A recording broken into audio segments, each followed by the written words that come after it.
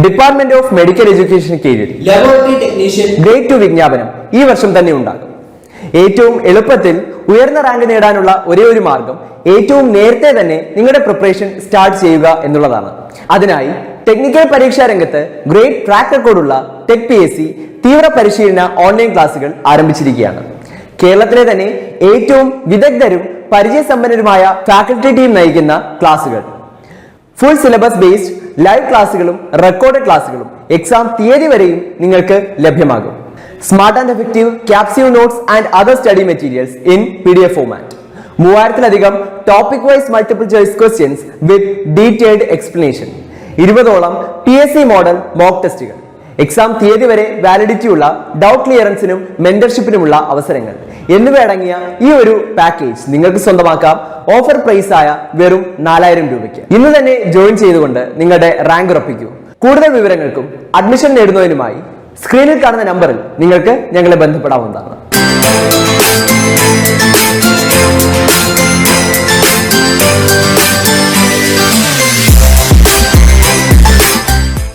Everybody, അപ്പൊ നമ്മള് pathology എന്ന് പറയുന്ന ടോപ്പിക്കില് സൈറ്റോളജി എന്ന് പറയുന്ന സബ് ടോപ്പിക് ആണ് ഇന്ന് കവർ ചെയ്യാൻ പോകുന്നത്.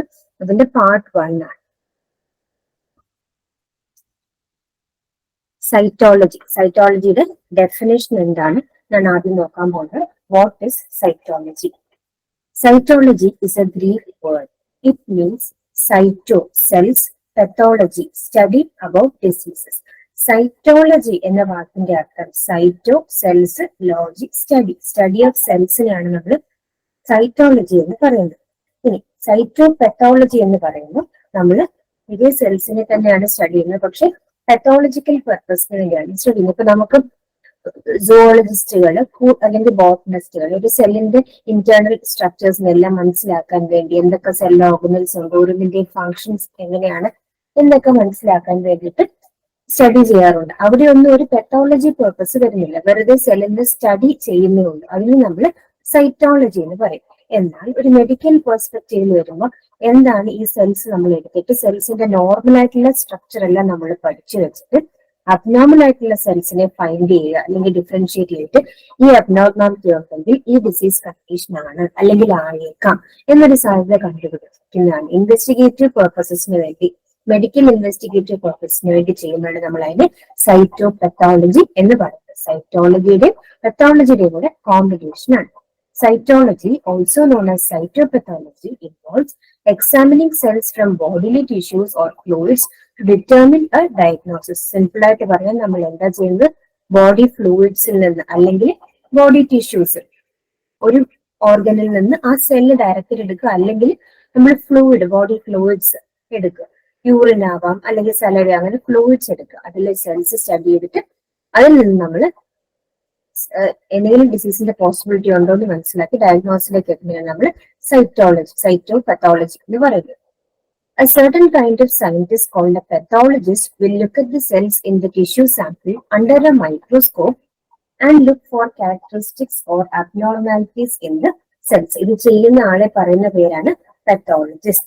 Since cytology only examines cells which are so tiny, pathologists only need a very small sample of tissue to do a cytology test. അതായത് നമ്മളിപ്പോ സൈറ്റോളജി ആണ് ചെയ്യുന്നത്. സൈറ്റോളജി പറയാൻ നമുക്ക് കുറച്ച് സെൽസിനെ എടുത്ത് സ്റ്റഡി ചെയ്താൽ നമ്മൾ ഏത് ഓർഗനാണോ അവിടുന്ന് ഡയറക്റ്റ് ആയിട്ട് ഒസ്ക്രൈബ് ചെയ്ത് എങ്ങനെയാണെന്ന് വെച്ചാൽ കുറച്ച് സെൽസ് എടുക്കുന്നു, ആ സെൽസിനെ ഒബ്സർവ് ചെയ്യുന്നു മൈക്രോസ്കോപ്പിൽ, സ്ലൈഡിൽ.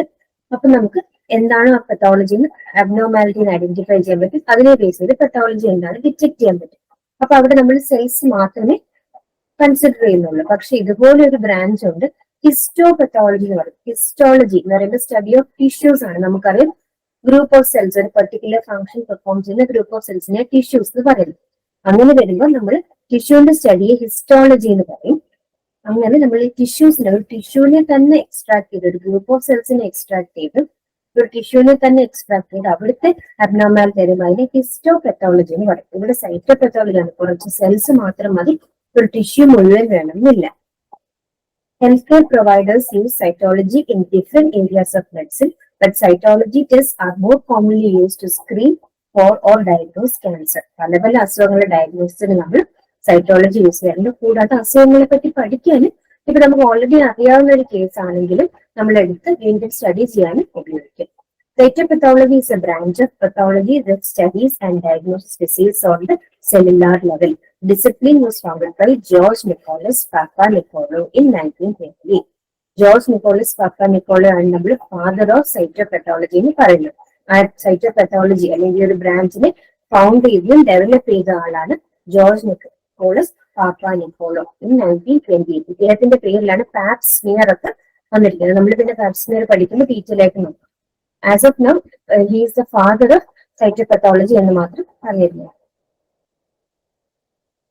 Cytopathological tests are sometimes called smear tests because samples may be smeared across a glass microscope slide for subsequent staining and microscopic examination. ഈ സൈറ്റോപെത്തോളജിക്കൽ ടെസ്റ്റുകളെ തന്നെ സ്മിയർ ടെസ്റ്റ് എന്നൊരു പേരിലും അറിയപ്പെടാറുണ്ട്. അതിന്റെ റീസൺ എന്താണ്? നമ്മൾ മൈക്രോസ്കോപ്പിലേക്ക് ആ സെൽസിനെ എടുത്തിട്ട് ഒരു സ്മിയർ പ്രിപ്പയർ ചെയ്തിട്ടാണ്, സ്ലൈഡിൽ ഒരു സ്മിയർ പ്രിപ്പയർ ചെയ്തിട്ടാണ്, ബ്ലഡ് സ്മിയർ ഒക്കെ പ്രിപ്പയർ ചെയ്യുന്ന പോലെ ഒരു സ്മിയർ പ്രിപ്പയർ ചെയ്തിട്ടാണ് നമ്മൾ ഒബ്സർവ് ചെയ്യുന്നത്. സ്മിയർ ടെസ്റ്റ് എന്നും അറിയപ്പെടാറുണ്ട്. നോട്ട് ചെയ്യാറുണ്ട്. However, cytology samples are prepared in other ways, including cytocentrifugation. Cytocentrifugation is another method. ആ പേര് നോട്ട് ചെയ്താൽ മതി. Different types of smear tests may also be used for cancer diagnosis. In this sense, it is termed a cytologic smear. Cytopathology is generally used on samples of free cells or tissue fragments, in contrast to histopathology, which studies whole tissues. നേരത്തെ പറഞ്ഞ പോയിന്റാണ്. ഹിസ്റ്റോപെത്തോളജിയിൽ whole ടിഷ്യൂവിനെ study ചെയ്യുമ്പോൾ സൈറ്റോപെത്തോളജിയിൽ ഒന്നോ രണ്ടോ സെൽസിന്റെ parts ആയാൽ പോലും മതി. Cytopathology is frequently less precisely called cytology, which means study of cells. Cytology എന്ന് വെച്ചാൽ സ്റ്റഡി ഓഫ് സെൽസ്, സൈറ്റോപെത്തോളജി എന്ന് വെച്ചാൽ സൈറ്റോളജി ഉപയോഗിച്ച് പെത്തോളജി കണ്ടുപിടിക്കുന്ന പേര്. എന്നാലും ചില സ്ഥലങ്ങളിലൊക്കെ സൈറ്റോപെത്തോളജി എന്നും അറിയപ്പെടാറുണ്ട്. Who performs cytology test? Depending on the type of cytology test, many types of healthcare providers could collect the sample of cells. For example, a gynecologist may take a sample from the cervix for pap smear cytology test. The healthcare provider then sends the sample to laboratory for testing. A scientist known as pathologist or cytopathologist looks at the cells from tissue sample under a microscope and determines a diagnosis if possible. അപ്പൊ general ആയിട്ട് സൈറ്റോപെത്തോളജിക്കൽ investigations ഒക്കെ നടക്കുന്നതിന്റെ ഒരു outline ആണ് പറയുന്നത്. അതായത് ഒരു sample എടുക്കുന്നു, അത് ചിലപ്പോൾ ഒരു ട്രെയിൻഡ് ആയിട്ടുള്ള ടെക്നീഷ്യൻ ആയിരിക്കും എടുക്കുന്നത്, അല്ലെങ്കിൽ സ്പെസിഫിക് ഇപ്പൊ നമുക്ക് പാപ് സ്മിയർ ഒക്കെ വേണമെങ്കിൽ സർവിക്സിന് തന്നെ എടുക്കുന്നത്, അതൊക്കെ ഗൈനക്കോളജിസ്റ്റുകളാണ് ചെയ്യുന്നത്. അത്തരത്തിലൊരു സ്മിയർ പ്രിപ്പയർ ചെയ്യുന്ന ഒരു സാമ്പിൾ എടുക്കുന്നു, എന്നിട്ട് ഒരു ലബോറട്ടറിയിലേക്ക് സെൻഡ് ചെയ്യുന്നു. ലബോറട്ടറിയിൽ കൺസേൺഡ് ആയിട്ടുള്ള പെത്തോളജിസ്റ്റ് അല്ലെങ്കിൽ സൈറ്റോപെത്തോളജിസ്റ്റ് ആണ് ആ ടിഷ്യൂ സാമ്പിളിനെ മൈക്രോസ്കോപ്പിക്കലി വ്യൂ ചെയ്തിട്ട് എന്താണ് ഡയഗ്നോസിസ് എന്ന് ഡിറ്റർമിൻ ചെയ്യുന്നത്. Cytopathology. Definition: scientific study of cells obtained from tissues or body secretions to identify disease. The individual cells reflect the normal and abnormal morphology of tissue from which they are derived. Scientific study of cells obtained from tissues or body secretions. ടിഷ്യൂവിൽ നിന്ന് എടുക്കുന്ന സെല്ലാവും, ഒരു solid ആയിട്ടുള്ള ഓർഗനിൽ നിന്ന് എടുക്കുന്ന സെല്ലാവും, അല്ലെങ്കിൽ body secretions ആവാം, lymph ആവാം, നമ്മുടെ നേസൽ സെക്രീഷൻ ആവാം, ഗാസ്ട്രിക് സെക്രീഷൻസ് ആവാം, യൂറിൻ ആവാം. അപ്പൊ അങ്ങനെ സെക്രീഷൻസ് എന്നുള്ള സെൽസ് ആയാലും ആവാം. The individual cells reflect the normal and abnormal morphology of the tissue from which they are derived. അത്തരത്തിൽ നമ്മൾ റാൻഡമായിട്ട് കുറച്ച് സെൽസ് എടുക്കുന്നു, സ്റ്റഡി ചെയ്യുന്നു, അല്ലെങ്കിൽ നമുക്ക് സംശയമുള്ള പാർട്ടിൽ നിന്ന് കുറച്ച് സെൽസ് എടുക്കുന്നു, സ്റ്റഡി ചെയ്യുന്നു. അപ്പൊ അവിടെ നമുക്ക് നോർമൽ ആണോ അബ്നോർമൽ ആണോ ഒക്കെ കാണാൻ പറ്റും. അത്തരത്തിൽ അബ്നോർമൽ ആണെങ്കിൽ ആ ടിഷ്യൂ തന്നെ മുഴുവൻ അബ്നോർമൽ ആണ് എന്നൊരു കൺക്ലൂഷനിലേക്ക് നമ്മൾ എത്തുകയും ഇന്ന പെത്തോളജി ആയിരിക്കും, ഇന്ന ഡിസീസ് ഐഡന്റിഫൈ ചെയ്യുകയും ചെയ്യും. Indications four സൈറ്റോപെത്തോളജി. ജനറലി ഏതൊക്കെ കേസുകളിലാണ് സൈറ്റോപെത്തോളജി ചെയ്യുന്നത്? Differentiation between benign and malignant lesions. Benign lesion എന്ന് പറഞ്ഞാൽ നോർമൽ ആയിട്ടുള്ള ട്യൂമേഴ്സിനെയാണ് ബെനൈൻ ലീഷൻസ് എന്ന് പറയുന്നത്. മാലിഗ്നന്റ് ലീഷൻ എന്ന് പറയുമ്പോൾ ക്യാൻസറസ് ആണ്. അത് ഒരു പാർട്ടിന് വേറൊരു പാർട്ടിലേക്ക് സ്പ്രെഡ് ആവാനുള്ള ചാൻസ് ഉണ്ട്. ക്യാൻസറിന്റെ സ്പ്രെഡിനെ നമ്മൾ മെറ്റാസ്റ്റാസിസ് എന്ന് പറയും. അങ്ങനത്തെ ലീഷൻസിനാണ്, അല്ലെങ്കിൽ ക്യാൻസറിന്റെ ലീഷൻസിനാണ് മാലിഗ്നന്റ് ലീഷൻസ് പറയുന്നത്. അതേസമയം അല്ലാതെ ഒരു ഓർഗനിൽ തന്നെ അല്ലെങ്കിൽ ഒരു പാർട്ടിൽ തന്നെ ലോക്കലൈസ് ആയിരിക്കുന്ന ട്യൂമേഴ്സിന് ബെനൈൻ എന്നും പറയും. ഇത്തരത്തിലൊരു മുഴ കാണുമ്പോൾ, ഒരു ഗ്രോത്ത് കാണുമ്പോൾ അത് പുറമോട്ടേക്ക് തള്ളി വരാം, അല്ലെങ്കിൽ നമ്മൾ ഒരു എക്സ്റേയോ അൾട്രാസൗണ്ടോ ഒക്കെ ചെയ്തപ്പോൾ ഒരു ഗ്രോത്ത് കണ്ടാൽ അത് ബെനൈൻ ആണോ മാലിഗ്നൻ ആണോ തിരിച്ചറിയാൻ സൈറ്റോപെത്തോളജി ചെയ്യാറുണ്ട്. Next, diagnosis of malignancy and identification of neoplastic cells in primary or metastatic secondary. അതേപോലെ നമ്മൾ മാലിഗ്നൻസി സസ്പെക്ട് ചെയ്യുന്ന കണ്ടീഷൻസ് അത് ഡയഗ്നോസ് ചെയ്യുന്നത് മാലിഗ്നന്റ് തന്നെയാണ് ഇത് ഡയഗ്നോസ് ചെയ്തിട്ട് എവിടെയെങ്കിലും സെക്കൻഡറി ആയിട്ട് മെറ്റാസ്റ്റാസ് ചെയ്തിട്ട് സ്പ്രെഡ് ആയി വേറെ എവിടേക്കെങ്കിലും പോയിട്ടുണ്ട് ആ മെറ്റാസ്റ്റാസ് അറിയാൻ നമുക്ക് സൈറ്റോപെത്തോളജി യൂസ് ചെയ്യാം. Diagnosis of pre malignant lesions ചില കണ്ടീഷൻസിൽ നമ്മൾ ഈ പാപ്സ്മിയർ ഒക്കെ ചെയ്യുമ്പോൾ സെല്ലിനെ പ്രോപ്പറായിട്ട് സ്റ്റഡി ചെയ്യാൻ നമുക്ക് പ്രീ മാലിഗ്നന്റ് ആണോ മാലിഗ്നന്റ് ആണോ എന്ന് വരെ അറിയാൻ പറ്റും. അതായത് ഈ സെൽസിന്റെ ഇപ്പോഴത്തെ ഈ ഒരു സ്റ്റേജ് വെച്ചിട്ട് കുറച്ചുകൂടെ കഴിഞ്ഞ് കുറച്ച് സമയം കൂടെ കഴിഞ്ഞാൽ മാലിഗ്നന്റ് ലീഷൻ ആവാനുള്ള സാധ്യതയുണ്ട്, ക്യാൻസർ ആവാനുള്ള സാധ്യതയുണ്ട്. അപ്പൊ പ്രീ മാലിഗ്നന്റ് എന്ന് വെച്ചിട്ടുണ്ടെങ്കിൽ പ്രീ ക്യാൻസറസ് ആണ്. പ്രീ ക്യാൻസറസ് കണ്ടീഷൻസിനെ ഐഡന്റിഫൈ ചെയ്യാൻ സൈറ്റോളജി കൊണ്ട് പറ്റും, സൈറ്റോപെത്തോളജി കൊണ്ട് പറ്റും. Detection of inflammation and certain type of pathogenic agents എന്തെങ്കിലും ഒരു ഇൻഫ്ലമേഷൻ ഉള്ളപ്പോൾ ഏതാണ് പെത്തോജനിക് ഏജന്റ്, നമ്മൾ ഇന്ന പെത്തോജനിക് ഏജന്റ് ഉണ്ടെങ്കിൽ ഇന്ന ടൈപ്പ് ചേഞ്ച് കാണും എന്ന് മനസ്സിലാക്കിയിട്ട് അത് സെല്ലിലുണ്ടോ എന്ന് ഡിറ്റക്ട് ചെയ്യുന്നതിന് സൈറ്റോപെത്തോളജി യൂസ് ചെയ്യും. Study the hormonal patterns through the examination of squamous cells in vaginal smears which are under the influence of ovarian hormones. നമ്മൾ വെജൈനയിൽ നിന്ന് സെൽസ് എടുത്ത് വെജൈനൽ സ്മിയർ പ്രിപ്പയർ ചെയ്തിട്ട് പെത്തോളജിക്കൽ എക്സാമിനേഷൻ മൈക്രോസ്കോപ്പിക് എക്സാമിനേഷൻ ചെയ്യുമ്പോൾ ഏത് ഹോർമോൺസിന്റെ ഇൻഫ്ലുവൻസിൽ എങ്ങനെയാണ് ആ സെൽസിന് ചേഞ്ചസ് വരുന്നുള്ള നോർമൽ പാറ്റേൺ നമ്മൾ മനസ്സിലാക്കിയിട്ട് ഹോർമോണൽ വേരിയേഷൻ അനുസരിച്ച് എങ്ങനെ ഈ സെൽസിന്റെ ഇത് മാറുന്നു, ഹോർമോണൽ പാറ്റേൺ അനുസരിച്ച് സെൽസിന്റെ സൈസ്, സെൽസിന്റെ നേച്ചർ ഒക്കെ എങ്ങനെ മാറുന്നു, സെക്രീറ്ററി നേച്ചർ ഒക്കെ എങ്ങനെ മാറുന്നു എന്നുള്ളത് നമുക്ക് സ്റ്റഡി ചെയ്യാൻ പറ്റും. Follow up and monitoring of response to chemotherapy and irradiation, the latter producing certain cellular features which could be diagnostic on cytological examination. അതേപോലെ കീമോതെറാപ്പി ചെയ്തതിനു ശേഷം ഒരു ഫോളോ അപ്പിന് വേണ്ടി സൈറ്റോളജിക്കൽ എക്സാമിനേഷൻ ചെയ്ത് വീണ്ടും ടെസ്റ്റ് ചെയ്യുകയാണ്. അപ്പൊ നമുക്ക് മനസ്സിലാവും ആ കണ്ടീഷൻ സക്സസ് ആയിട്ടുണ്ടോ അതോ അതുപോലെ തന്നെ നിൽക്കുകയാണോ വീണ്ടും വന്നതൊക്കെ. അതേപോലെ റേഡിയേഷൻ ചെയ്ത് കഴിഞ്ഞ് ഇത് ചെയ്യാറുണ്ട് സൈറ്റോളജി. എന്തിനു വേണ്ടിയാണ്? റേഡിയേഷൻ പ്രോപ്പറായിട്ട് നടന്നിട്ടുണ്ടെങ്കിൽ നമുക്ക് ക്ലിയർ ആയിട്ട് ആ സെൽസിൽ ആ ചേഞ്ചസ് അറിയാൻ പറ്റും. അപ്പൊ ആ ട്രീറ്റ്മെന്റ് ഒക്കെ അതിന്റെയൊക്കെ ആക്യുറസി ഡിറ്റക്ട് ചെയ്യാനും അതുപോലെ കീമോതെറാപ്പി കഴിഞ്ഞ് ഇഫക്റ്റീവ് ആയിരുന്നോ എന്നുള്ള കാര്യങ്ങളൊക്കെ നോക്കാനും സ്പെസിഫിക് ചേഞ്ചസ് വരും റേഡിയേഷൻ ഒക്കെ ചെയ്യുമ്പോൾ. അപ്പൊ സെൽസ് എടുത്ത് എക്സാം ചെയ്ത് ആ പറയുന്ന സെൽസ് ആ ചേഞ്ച് കാണിക്കുന്നുണ്ടെങ്കിൽ പിന്നെ അവിടെ സറൗണ്ടിങ്ങിലെ എല്ലാ സെൽസിലും ആ റേഡിയേഷൻ എത്തിയിട്ടുണ്ടെന്ന് നമുക്ക് കൺക്ലൂഡ് ചെയ്യാൻ പറ്റും. ഇതൊക്കെയാണ് ജനറൽ ആയിട്ടുള്ള applications of cytopathology. Next, types of cytopathology. Healthcare providers can use cytology tests for almost all areas of the body. Some common type of cytology tests include gynecologic cytology. എന്ന് പറയുമ്പോൾ നമ്മൾ നമ്മുടെ reproductive organs, female reproductive ഓർഗൻസിന് ആണ് ആ smear prepare ചെയ്യുന്നതെങ്കിൽ urinary cytology, urinary ബ്ലാഡറിൽ നിന്നൊക്കെയുള്ള സെൽസ് അല്ലെങ്കിൽ യൂറിൻ ഒക്കെയാണ് നമ്മൾ യൂറിനിലുള്ള സെൽസ് ഒക്കെയാണ് സ്റ്റഡി ചെയ്യുന്നത്. It is urinary cytology. Breast cytology, ബ്രസ്റ്റിലൊക്കെ നമ്മൾ ട്യൂമറൊക്കെ റിസ്പെക്ട് ചെയ്യുമ്പോൾ അവിടുന്ന് സെൽസ് ചിലപ്പോൾ അത് ആസ്പയർ ചെയ്ത് കുത്തിയെടുക്കുന്നതായിരിക്കും. അങ്ങനെ എടുത്തിട്ട് നമ്മൾ സ്റ്റഡി ചെയ്യുന്നതാണ് ബ്രസ്റ്റ് സൈറ്റോളജി. തൈറോയിഡ് സൈറ്റോളജി, അതുപോലെ തൈറോയിഡിനായാലും നമുക്കൊരു സംശയം വരെ നമ്മൾ കുത്തിയെടുക്കും, ആസ്പയർ ചെയ്ത് ആ സെൽസ് എടുത്തിട്ട് നമ്മൾ മൈക്രോസ്കോപ്പിൽ സ്റ്റഡി ചെയ്യും. ലിംഫ് നോഡ് സൈറ്റോളജി, എവിടെയെങ്കിലൊക്കെ ഒരു ലിംഫ് നോഡ് കയലകളിങ്ങനെ എല്ലാവരും നിൽക്കുന്ന കാണുമ്പോഴൊക്കെ നമ്മൾ അവിടുന്ന് ഒരു സെൽസ് ബയോപ്സിക്ക് എടുത്ത് പരിശോധിക്കും, കുത്തിയെടുത്ത് പരിശോധിക്കും, സൈറ്റോളജി ചെയ്യും. റെസ്പിറേറ്ററി സൈറ്റോളജി, നമ്മൾ റെസ്പിറേറ്ററി സ്പെസിമെൻസ് അതായത് സ്പ്യൂട്ടൻ കഫത്തിൽ നിന്നൊക്കെയുള്ള സെൽസ് എടുത്തിട്ട് സൈറ്റോളജിക്കൽ എക്സാമിനേഷൻ ചെയ്യും. ഐ സൈറ്റോളജി, കണ്ണിലുള്ള സെക്രീഷൻസ്. ഇയർ സൈറ്റോളജി, ചെവിയിൽ റസം അങ്ങനത്തെ സെക്രീഷൻസ് വരുന്നു, അതെടുത്ത് സ്റ്റഡി ചെയ്യാനാണ് ear cytology. This classification is based on areas of body, ഏത് ഏരിയയുടെ നിന്നാണ് നമ്മൾ എടുക്കുന്നത് സെല്ല് എന്ന് നോക്കിയിട്ടാണ് ഈ ക്ലാസിഫിക്കേഷൻ പറയുന്നത്. Based on sampling techniques, cytology is classified into the following: exfoliative cytology and aspiration cytology. ഇനി എങ്ങനെയാണ് എടുക്കുന്നത്? ആദ്യം നമ്മൾ പഠിച്ചത് എവിടെ നിന്നാണ്, ഏത് ഏരിയയിൽ നിന്നാണ് സെൽ എടുക്കുന്നത് എന്ന ബേസിലുള്ള പേരുകളാണ്.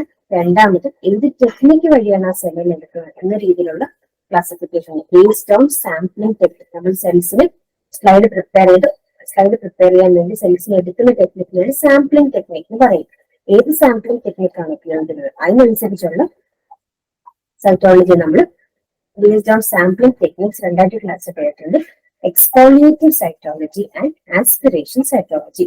ഇതാണ് കുറച്ചുകൂടി important classification. Based on areas അത്ര ഇമ്പോർട്ടന്റ് അല്ല, it's very important. Exfoliative and aspiration. Exfoliative cytology can be classified into natural or artificial. Abrasive cytology comes under artificial exfoliative cytology. Exfoliative cytology എന്ന് വെച്ചാൽ ഒരു ബോഡി പാർട്ടിൽ നാച്ചുറലായിട്ട് തന്നെ secrete ചെയ്യുന്ന cells അല്ലെങ്കിൽ ഷെഡ് ചെയ്യുന്ന സെൽസ് കാണും. ആ സെൽസ് എടുക്കുന്നതാണ് നമ്മൾ എക്സ്ഫോളിയേറ്റീവ് സൈറ്റോളജി എന്ന് പറയുന്നത്. എക്സ്ഫോളിയേഷൻ എന്ന് വെച്ചാൽ എക്സ്ഫോളിയേഷൻ എന്ന് വാക്കിന്റെ അർത്ഥം പുറന്തള്ളൽ എന്നാണ്. ഒരു ബോഡി പാർട്ടിൽ അവിടെ നിന്നുള്ള സെൽസ് തന്നെ ബോഡി ഇങ്ങനെ ഷെഡ് ചെയ്യുന്നുണ്ടായിരിക്കും.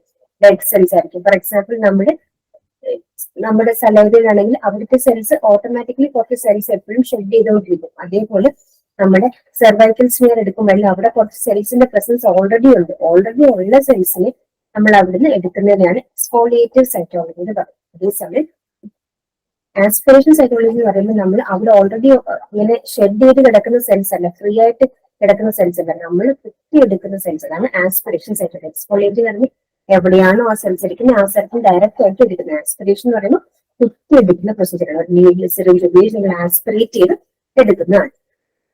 അതിൽ തന്നെ എക്സ്ഫോളിയേറ്റീവ് സൈറ്റോളജിയെ രണ്ടായിട്ട് ക്ലാസിഫൈ ചെയ്യും, നാച്ചുറൽ ആൻഡ് ആർട്ടിഫിഷ്യൽ.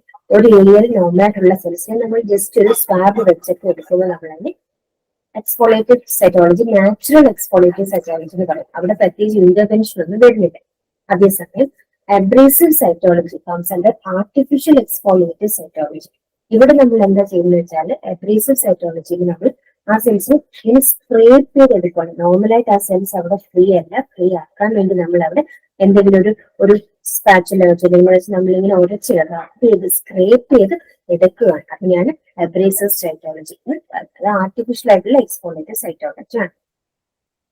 ഇനി എക്സ്ഫോളിയേറ്റീവ് സൈറ്റോളജി തന്നെ ഡീറ്റെയിൽ ആയിട്ട് നോക്കാം. The purpose of this procedure is to dislodge cell and enrich the sample with cell obtained directly from the surface of the target of interest. എവിടെ നിന്നാണോ നമുക്ക് search ചെയ്യേണ്ടത്, target എവിടെയാണ്, അവിടെ നിന്നുള്ള സെൽസ് എടുക്കാൻ ആ സെൽസിനെ അവിടെ നിന്ന് ഡിസ്ലോഡ് ചെയ്യുക, ആ സ്ഥലത്തിന് ഇളക്കി എടുത്ത് സാമ്പിൾ പ്രിപ്പയർ ചെയ്യുക.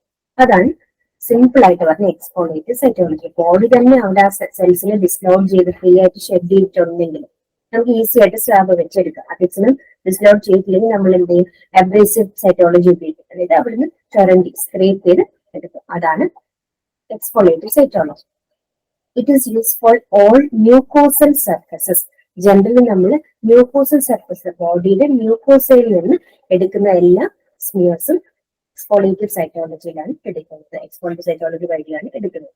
Particularly uterine cervix, oropharyngeal mucosa, gastrointestinal mucosa, urinary tract mucosa. അപ്പം യൂട്രൈൻ സെർവിക്സ് അതായത് യൂട്രസിൽ നിന്നോ അല്ലെങ്കിൽ നമ്മുടെ സെർവിക്സിൽ നിന്ന് എടുക്കുന്ന സാമ്പിൾസ്. അതേപോലെ ഓറോഫാരിഞ്ചൽ മ്യൂക്കോസ, വായിൽ നിന്നും ത്രോട്ടിൽ നിന്നും ഒക്കെ എടുക്കുന്ന സ്വാബ്. അതുപോലെ ഗ്യാസ്ട്രോ ഇൻറ്റസ്റ്റൈനൽ മ്യൂക്കോസ, GIT നിന്നുള്ള സബ്സ്റ്റൻസ്, യൂറിനറി ട്രാക്ട്, യൂറിനിൽ നിന്ന് അല്ലെങ്കിൽ യൂറിനറി ട്രാക്റ്റിൽ നിന്ന് എടുക്കുന്ന സാമ്പിൾസ്. ഇതെല്ലാം തന്നെ മ്യൂക്കോസൽ സർഫസിൽ ഡയറക്റ്റ് എടുക്കുന്ന സാമ്പിൾസ് ആണ്. അപ്പൊ അതുകൊണ്ട് അതെല്ലാം എക്സ്ഫോളിയേറ്റീവ് സൈറ്റോളജിയിൽ വരുന്നതാണ്. അതായത് ഇത്തരം മ്യൂക്കോസലും ഡയറക്റ്റ് എടുക്കുന്ന എല്ലാ സാമ്പിൾസും നമുക്ക് എക്സ്ഫോളിയേറ്റീവ് സൈറ്റോളജി കണ്ടല്ലാണ് വരുന്നത്.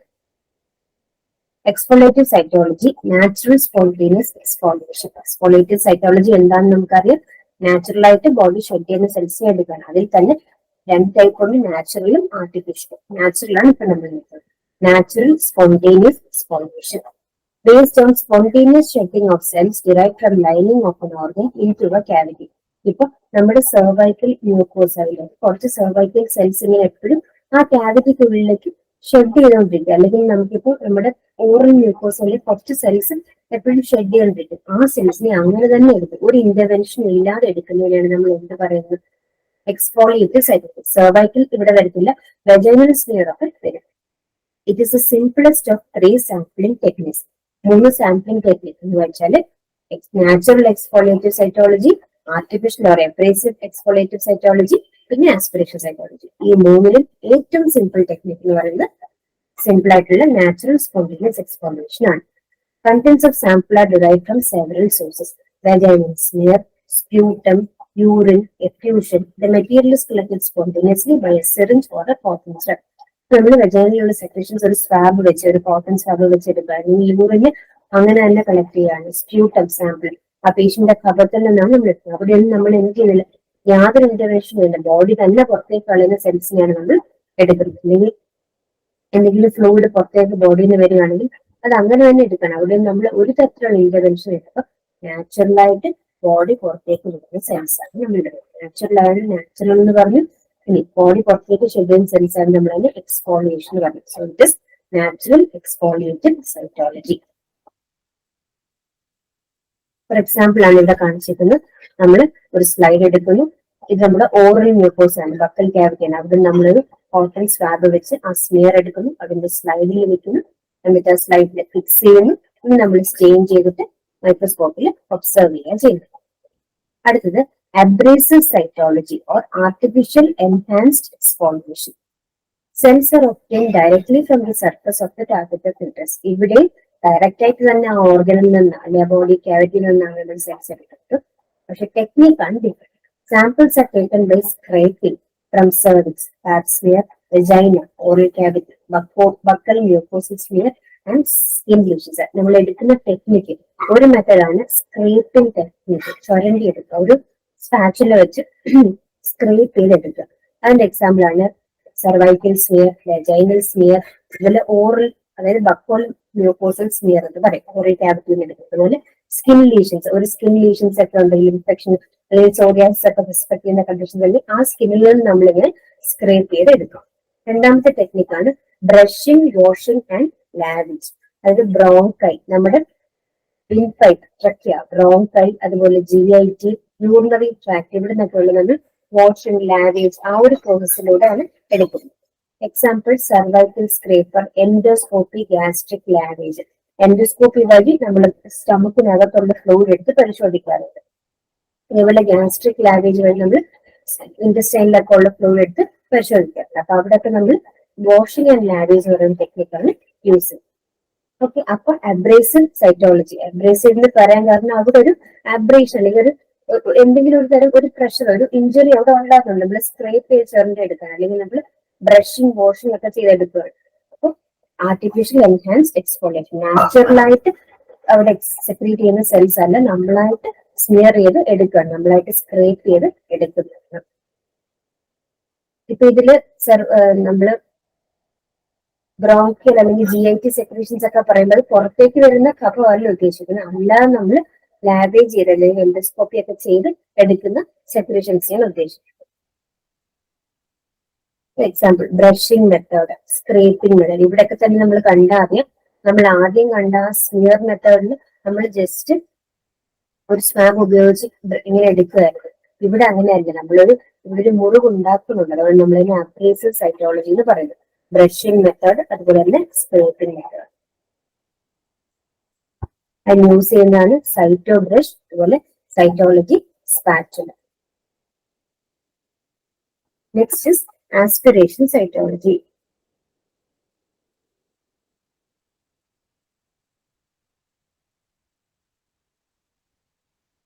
It is used for all superficial lumps. Superficial ആയിട്ട്, അത് പുറത്തോട്ടേക്ക് തെള്ളി നിൽക്കുന്ന എല്ലാത്തരം ലംസിനും, ലംസ് എന്ന് പറയുമ്പോൾ മുഴകൾക്കും നമ്മൾ ഉപയോഗിക്കുന്ന ടെക്നിക്കാണ് ആസ്പിറേഷൻ സൈറ്റോളജി. നമുക്ക് ആസ്പിറേഷൻ എന്ന് പറഞ്ഞാൽ കുത്തിയെടുക്കുക എന്നുള്ളതാണ്. അപ്പൊ കുത്തിയെടുക്കണമെങ്കിൽ അവിടെ അകത്ത് എന്തെങ്കിലും ഒരു കളക്ഷൻ വേണം. അപ്പൊ അങ്ങനെ അകത്ത് എന്തെങ്കിലും ഒരു ഫ്ലൂയിഡ് കളക്ഷൻ കാരണം ഇങ്ങനെ പ്രൊട്രൂഡ് ചെയ്ത് നിൽക്കുന്ന, തെള്ളി നിൽക്കുന്ന ലംസിലാണ് നമ്മൾ ആസ്പിറേഷൻ സൈറ്റോളജി ചെയ്യുന്നത്. ബ്രസ്റ്റ് ഗ്രോത്ത്, ബ്രസ്റ്റിലൊക്കെ കാണുന്ന ലംസ് അല്ലെങ്കിൽ ട്യൂമേഴ്സും ചെയ്യും. തൈറോയിഡ് മെയിൻറ്റെയിൻസ്, തൈറോയിഡ് നമ്മൾ സ്കാൻ ചെയ്തിട്ട് തൈറോയിഡ് അൾട്രാസൗണ്ട് ഒക്കെ ചെയ്യുമ്പോൾ അവിടെ എന്തെങ്കിലുമൊക്കെ നമ്മൾ ഒരു അബ്നോർമൽ നോഡ്യൂൾ ഗ്രോത്ത് കാണുകയും ലാസ്റ്റിനൊക്കെ ഒക്കെ ആണെങ്കിൽ നമ്മൾ പിന്നീട് എന്തെയും ഒരു ഇൻവെസ്റ്റിഗേഷന് വേണ്ടി നീഡിൽ വെച്ച് കുത്തിയെടുക്കും. അതാണ് തൈറോയിഡ് നോഡ്യൂൾസ്. അതുപോലെ എൻലാർജ് ലിംഫ് നോഡ്സ്, നേരത്തെ പറയുന്നത് ലിംഫ് നോഡ്സ് ഒക്കെ എൻലാർജ് ചെയ്തിട്ടാണ് അതിനകത്ത് എന്ത് ഫ്ലൂയിഡ് ആ കളക്ട് ചെയ്ത് കിടക്കുന്നത്, ആ ഇൻഫെക്ഷൻസ് ഫ്ലൂയിഡ് എന്താണ്, എന്ത് സെൽസ് ആണെന്നൊക്കെ അറിയാനായിട്ട് ലിംഫോമിൽ നിന്ന് കുത്തിയെടുക്കും. അപ്പൊ എപ്പോഴും എന്തെങ്കിലും ഒരു ഗ്രോത്ത്, ഒരു ട്യൂമർ പോലെ ഒരു ബൾജ്, ഒരു ലംപ് അവിടെ ഉണ്ടായിരിക്കും. അതിനാണ് നമ്മൾ മോസ്റ്റ്ലി കുത്തിയെടുക്കുന്നത്. ആസ്പിറേഷൻ സൈറ്റോളജി എന്ന് പറയുമ്പോൾ ആസ്പിറേഷൻ കുത്തിയെടുക്കണമെങ്കിൽ ഒരു കുത്തിയെടുക്കാൻ പാകത്തിനൊരു ബൾജ് വേണം, ഒരു ലംപ് വേണം. ആ ലംപ് ബ്രസ്റ്റിൽ നിന്നാകാം, അല്ലെ തൈറോയിഡ് ആകാം, എൻലാർജ് ലിംഫ് നോഡ്സ്. ഇതൊക്കെയാണ് കോമൺ എക്സാമ്പിൾസ്.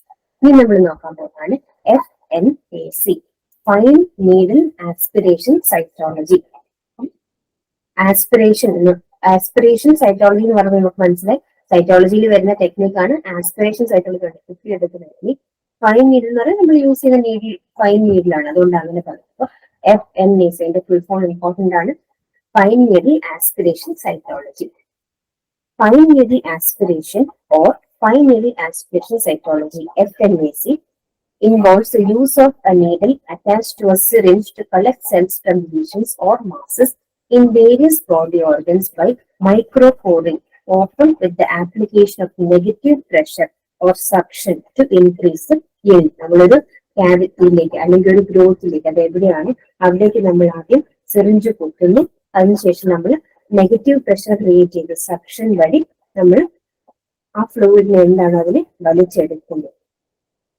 ചെറിയ ചെറിയ ചെറിയ നീഡിൽസ് ഉപയോഗിച്ച് ഇങ്ങനെ വലിച്ചെടുക്കുന്ന ടെക്നിക്കാണ്. ഒരു നീഡിൽ ചെറിയ ചെറിയ ചെറിയ നീഡിൽ ഇങ്ങനെ ഉപയോഗിച്ച് അറ്റ് എ ടൈം ഒരു നീഡിൽ ഉപയോഗിക്കുള്ള ആ ചെറിയ നീഡിൽ അകത്തേക്ക് പോകുന്നു.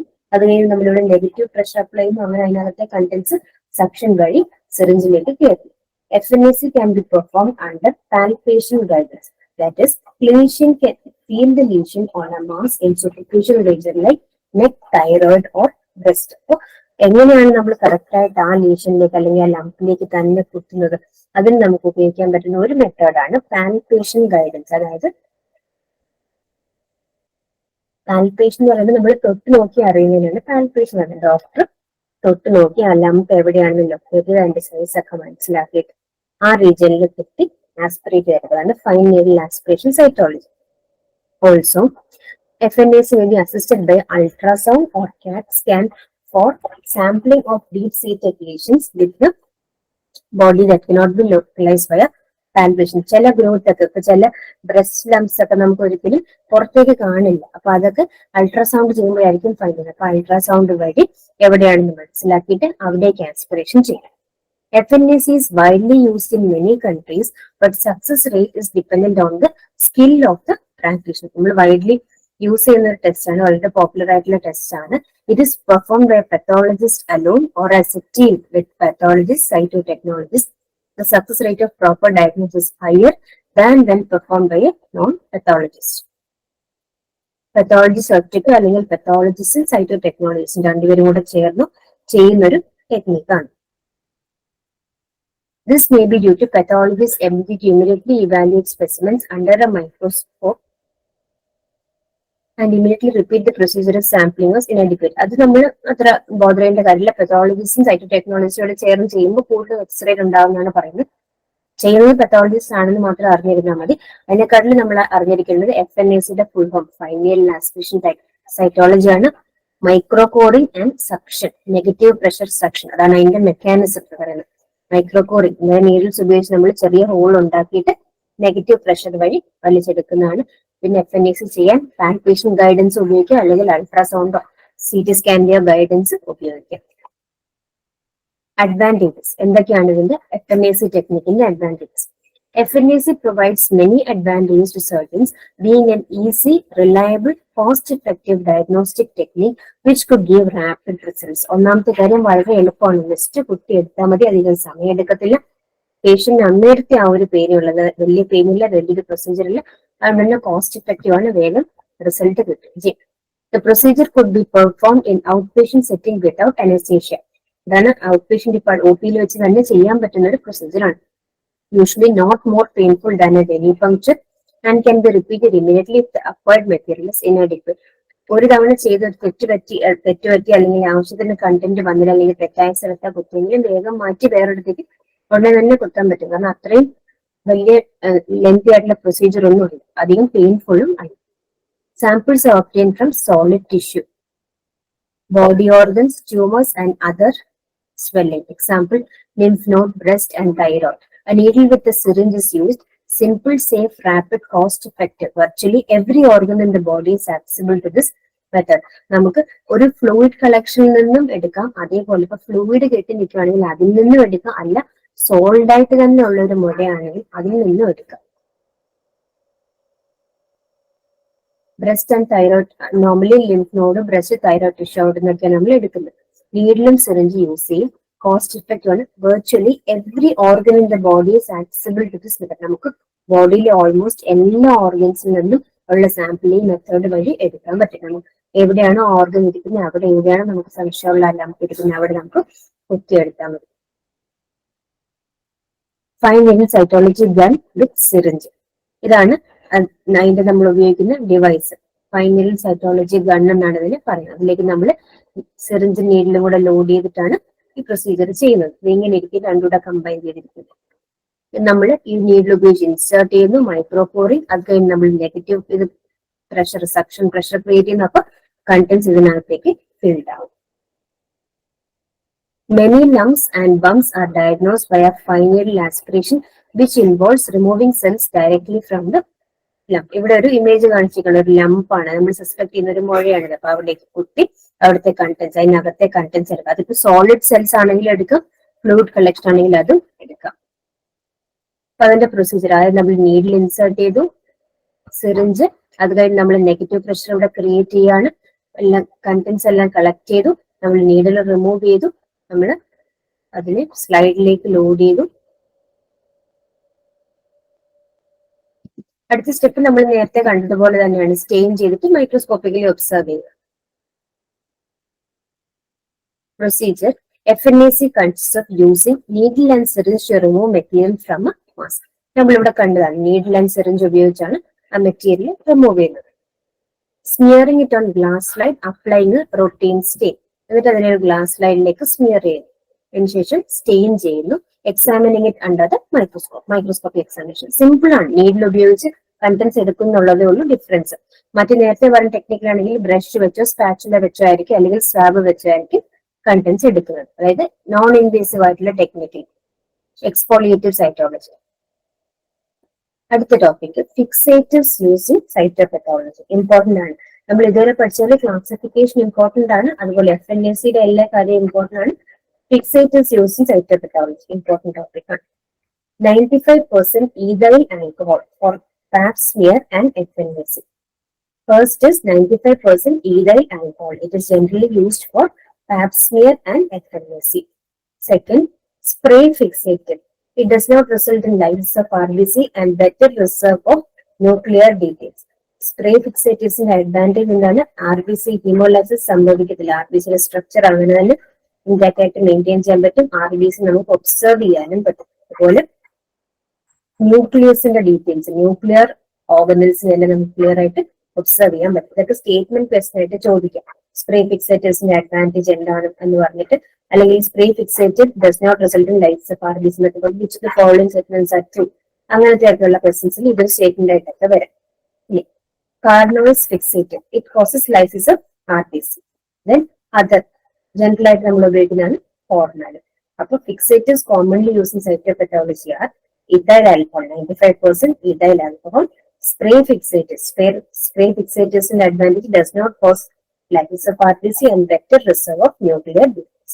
And formalin and Carnoys fixatives causes lysis of RBC. Important ആണ്. Then stains used in cytopathology. Fixatives കഴിഞ്ഞു, അടുത്തത് stains used in cytopathology ആണ്. First is Papa Nicolau stain. It is mainly used in exfoliative cytopathology. Good and better demonstration of nuclear details. നമ്മൾ pap smear പഠിക്കുമ്പോൾ അവിടെ ഉപയോഗിക്കുന്ന stain ആണ് Papa Nicolau stain. Mainly exfoliative സൈറ്റോപെത്തോളജിയിലാണ് use ചെയ്യുന്നത്. Good and better demonstration of nuclear details. Again ന്യൂക്ലിയസിലെ contents എല്ലാം പ്രോപ്പറായിട്ട് വിഷ്വലൈസ് ചെയ്യാനൊക്കെ സഹായിക്കും. Next, H&E, hematoxylin and eosin. H&E, hematoxylin and eosin. It is mainly used in FNAC. Next is Giemsa stain, Leishman and Giemsa stain. That is main FNAC technique. So, Papa Nicolau stain, hematoxylin and eosin, H&E, Leishman and Giemsa stains. അതിൽ exfoliative സൈറ്റോപെത്തോളജിയിലാണ് നമ്മൾ പാപ്പ Nicolas ഉപയോഗിക്കുന്നത്. നമ്മൾ ഇനി അടുത്ത പഠിക്കും cervical സ്മിയറിലാണ് main ആയിട്ട് വരുന്നത്. Characteristics of ideal stain in cytopathology. Again ഇതും സ്റ്റേറ്റ്മെന്റ് ക്വസ്റ്റൻ ആയിട്ട് വരാൻ ചാൻസ് ഉള്ളതാണ്, അതുകൊണ്ട് ഈ പോയിന്റ്സ് ഒക്കെ നോട്ട് ചെയ്യാം. ഒരു ഐഡിയൽ സ്റ്റെയിനിന്റെ characteristics, evaluation of architectural pattern of tissue fragments. ഓരോ ടിഷ്യൂവിന്റെയും ആ ഫ്രാഗ്മെന്റ്സിന്റെ, അതായത് ആ സെൽസിന്റെ ഒക്കെ പ്രോപ്പർ ആയിട്ടുള്ള ഷേപ്പും സൈസും മോർഫോളജിക്കൽ ഫീച്ചേഴ്സ് ഇല്ല, അതിനാണ് ആർക്കിടെക്ചറൽ പാറ്റേൺ ഉദ്ദേശിക്കുന്നത്. എല്ലാം പ്രോപ്പർ ആയിട്ട് സ്റ്റഡി ചെയ്യാൻ പറ്റണം. Proper evaluation of nuclear morphology, most important characters.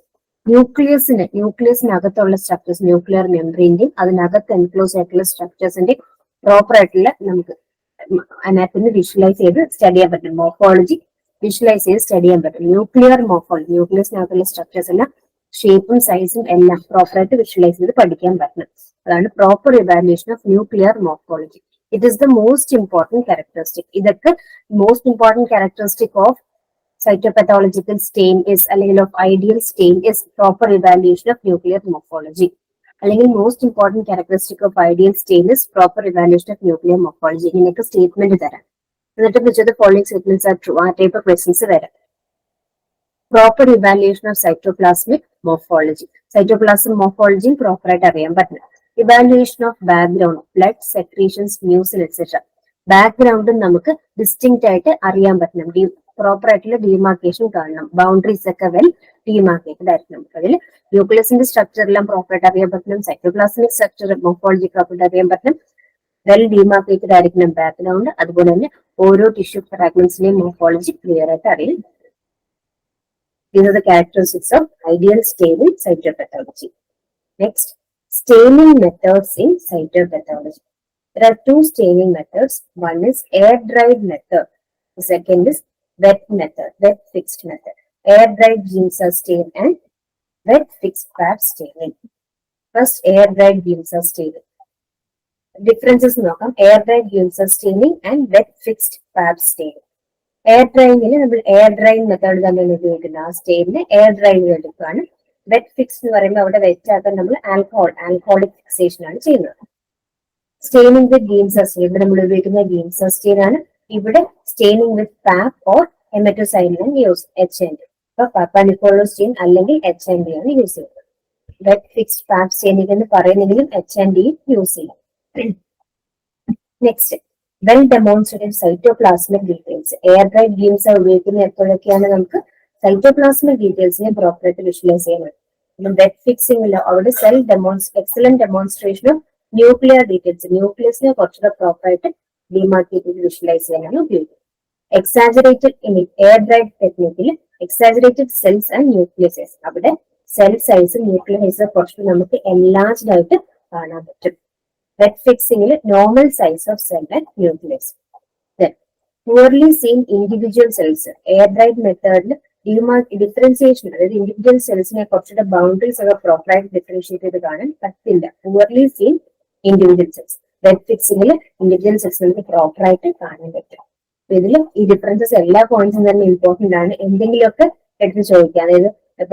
Statement. For example, wet fixed staining, normal in wet fixed staining, the size of the cells and nuclear size is exaggerated. അങ്ങനെ statement ആയിട്ട് അങ്ങനെയാണെങ്കിൽ ഇത് wrong ആണ്, കാരണം it is exaggerated in air dried. അതേപോലെ stain ഏതാണെന്ന് ചോദിക്കാം. Wet ഫിക്സിലാണെങ്കിൽ പാപ്പ് stain ഉപയോഗിക്കും, അതുപോലെ HND ഉപയോഗിക്കും. ഇനി എയർ ഡ്രൈഡിലാണെങ്കിൽ ഗീംസ സ്റ്റെയിൻ ഉപയോഗിക്കും. പിന്നെ individual cells are clearly visualised in wet fixed. അതുപോലെ വെറ്റ് ഫിക്സിൽ നമ്മൾ ഫിക്സ് ചെയ്യാൻ ഉപയോഗിക്കുന്നത് എന്താണ്? ആൽക്കഹോൾ ഫിക്സേഷൻ ആണ് അവിടുത്തെ method. Next is differences between cytopathology and histopathology. അതിന് നമ്മൾ നേരത്തെ പറഞ്ഞതാണ് ഹിസ്റ്റോപെത്തോളജി എന്ന് പറയുന്ന ടോപ്പിക്. ഹിസ്റ്റോപെത്തോളജി എന്ന് പറയുന്നത് histology means study of tissues. അപ്പൊ ടിഷ്യൂസിന്റെ സ്റ്റഡിയും അതുപോലെ തന്നെ സൈറ്റോപെത്തോളജി പറയുമ്പോൾ സെൽസിന്റെ സ്റ്റഡി. അപ്പൊ സൈറ്റോപെത്തോളജിയിൽ നമുക്ക് ഫുൾ സെല്ലിനെ എടുത്ത് സ്റ്റഡി ചെയ്യേണ്ടി വരുന്നു. അതേസമയം ഹിസ്റ്റോപെത്തോളജിയിൽ ആ full tissue, entire tissue layer എടുത്ത് സ്റ്റഡി ചെയ്യണം. It differs importantly from histopathology in that cytology examines only discrete cells or small group of cells, but histopathology examines intact tissues. Histopathology നമ്മൾ ഒരു ടിഷ്യൂ മുഴുവൻ എടുത്താണ് എക്സാമിൻ ചെയ്യുന്നത്. സൈറ്റോപെത്തോളജിയിൽ നമുക്ക് ഒരു cell അല്ലെങ്കിൽ ഗ്രൂപ്പ് ഓഫ് സെൽസിനെ സ്റ്റഡി ചെയ്താൽ മാത്രമേ, സെൽസോ സെൽ ഫ്രാഗ്മെന്റ്സ് സ്റ്റഡി ചെയ്താൽ മതി. അതുകൊണ്ട് സൈറ്റോളജി സൈറ്റോപെത്തോളജി കുറച്ചുകൂടി ഈസിയാണ്, കുറച്ചുകൂടെ ഫാസ്റ്റ് റിസൾട്ട്. ഹിസ്റ്റോളജി കുറച്ചുകൂടെ ലോങ് ഡ്യൂറേഷൻ ടൈം എടുക്കുന്ന പ്രൊസീജിയർ ആണ്, എന്നാൽ കുറച്ചുകൂടി ആക്യുറേറ്റ് ആണ്. ഡീറ്റെയിൽ ആയിട്ട് ഹിസ്റ്റോപെത്തോളജി നമുക്ക് നെക്സ്റ്റ് ക്ലാസ്സിൽ നോക്കാം. സോ നമ്മൾ ഇന്ന് ബേസിക്കലി നോക്കിയത് സൈറ്റോളജി അല്ലെങ്കിൽ സൈറ്റോപെത്തോളജിയുടെ ഡെഫിനിഷൻ, അതിന്റെ ആപ്ലിക്കേഷൻസ്,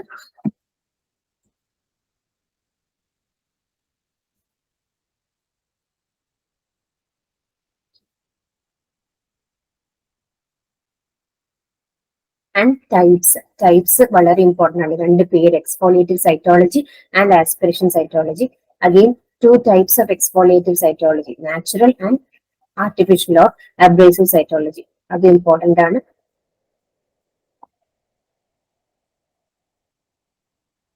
ഏതൊക്കെ സൈറ്റിലാണ് ഇതിന് എക്സാമ്പിൾസ് നോക്കി വെക്കുക. അതുപോലെ അബ്രേസീവ് സൈറ്റോളജിയിൽ ഉപയോഗിക്കുന്ന ടെക്നിക്സ്, സ്ക്രാപ്പിംഗ് ടെക്നിക്, അതുപോലെ brushing, washing and lavage technique important ആണ്. ബ്രഷിംഗ് മെത്തേഡ് എന്നൊക്കെ പറയുമ്പോൾ ഓട്ടോമാറ്റിക്കലി അത് എക്സ്ഫോളിയേറ്റീവ് സൈറ്റോളജി അല്ല തന്നെ ആർട്ടിഫിഷ്യൽ എക്സ്ഫോളിയേറ്റീവ് സൈറ്റോളജി ആണെന്ന് മനസ്സിലാക്കണം. ഈ ഇതൊക്കെ ഒന്ന് നോക്കി വെക്കുക. നമ്മൾ എന്ത് ഇൻസ്ട്രുമെന്റ്സ് ആണ് ഉപയോഗിക്കുന്നുള്ളത് നോക്കി വെക്കുക. ആസ്പിറേഷൻ സൈറ്റോളജി, FNAC ഇമ്പോർട്ടന്റ് ആണ്. അതിന്റെ ഫുൾ ഫോം ഇമ്പോർട്ടന്റ് ആണ്. അതിന്റെ ടെക്നിക്ക്, എന്ത് ടെക്നിക്കാണ് യൂസ് ചെയ്യുന്നുള്ളത് ഇമ്പോർട്ടന്റ് ആണ്. അഡ്വാൻറ്റേജസും ഡിസഡ്വാൻറ്റേജസ് ഒക്കെ ജസ്റ്റ് ഒന്ന് വായിച്ച് വെച്ചിട്ടുണ്ടെങ്കിൽ മതി. Samples obtain from solid tissue, നമുക്ക് സോളിഡ് ടിഷ്യൂവിൽ നിന്നും അതുപോലെ ലിക്വിഡിൽ നിന്നും, ലിക്വിഡ് കണ്ടന്റ്സിൽ നിന്നും ആസ്പയർ ചെയ്ത് എടുക്കാം കണ്ടന്റ്സ്. പിന്നെ ആസ്പിറേറ്റ് ചെയ്യാൻ വേണ്ടി ഉപയോഗിക്കുന്ന device, fine needle aspiration cytology, gun.